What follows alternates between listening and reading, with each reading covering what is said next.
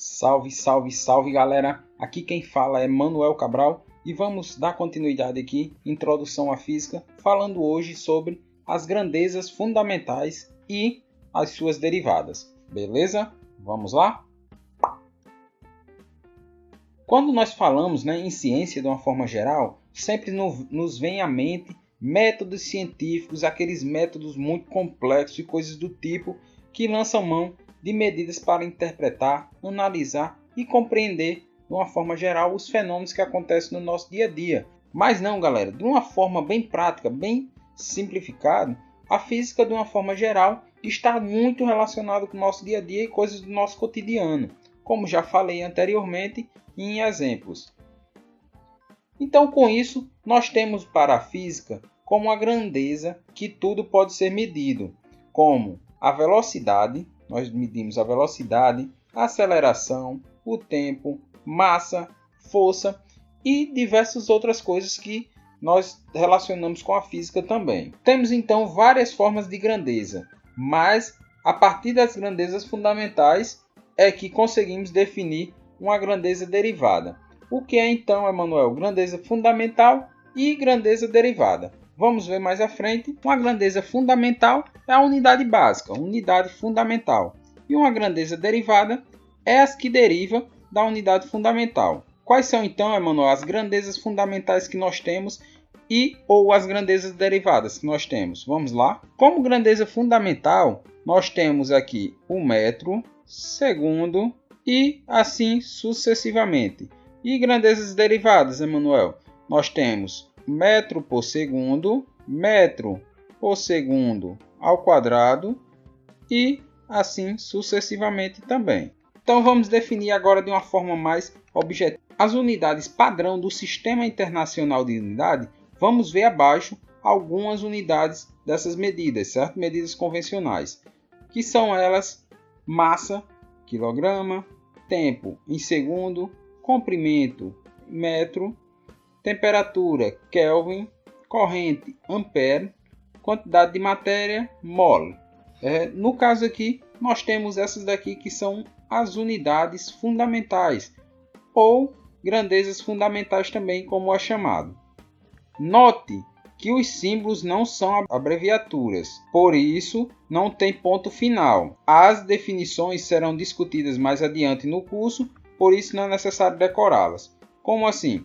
Lembrando aqui, não tem ponto final depois disso aqui, certo? Representa o símbolo já, então não há necessidade de estar colocando ponto final, certo? Por isso que não tem ponto final, pois aqui não é uma abreviação, e sim um símbolo. E aqui, quando eu falo as definições serão discutidas mais adiante, é que como a gente vai utilizar, que a gente não vai poder utilizar de determinadas formas, mas não vem ao caso no momento, certo? Vamos agora para as grandezas derivadas. As grandezas derivadas, elas são as unidades derivadas do SI, no caso da unidade fundamental, são definidas de forma que sejam coerentes com as unidades básicas, como informei no caso anterior, ou seja, são definidos por divisão ou multiplicação de unidades de outras grandezas e assim determinada as grandezas derivadas. Vamos ver a tabela ao lado alguns exemplos desta grandeza. Como assim? Velocidade. Velocidade, então, é a unidade fundamental do metro, que é a distância, dividido pelo tempo, que é em segundos. Então, vai ser metro dividido por segundo. Aceleração, metro por segundo ao quadrado. E aqui, na área. Na área, nós vamos ter metro vezes metro. Então, aqui nós temos a unidade fundamental multiplicando para tornar, então, uma grandeza derivada ou unidade derivada. Então, com isso, também nós temos uma terceira grandeza, que é a grandezas suplementares. Que grandezas são essas? Essas unidades suplementares é uma terceira classificação da unidade do SI. Elas são unidades para as quais não houve decisão se devem ser incluídas entre as unidades de base, as unidades fundamentais, ou grandezas fundamentais, ou grandeza base, ou entre as unidades derivadas, ou grandezas derivadas, certo? Então, mas elas são bastante usuais em todas as áreas, das exatas para cálculos envolvendo principalmente a parte de ângulos. Como assim, Emanuel? Aqui, ó. Vamos lá. Nós temos a grandeza de um ângulo plano. Na grandeza de um ângulo plano, nós temos o radiando, que é representado pelo símbolo rad, RAD. Temos a velocidade angular, aceleração angular, e também é representado por radiano por segundo e radiano por segundo ao quadrado. Essas são grandezas suplementares e aqui muitas pessoas também chamam de grandezas derivadas e suplementares. Com isso então em mente, nós temos a diferença já de grandeza física e unidade física. O que elas são diferentes? Por que elas são diferentes? Apesar de muitas pessoas cometerem os erros em função de uma confusão simples, o problema é que na maior parte das vezes elas podem parecer muito semelhantes.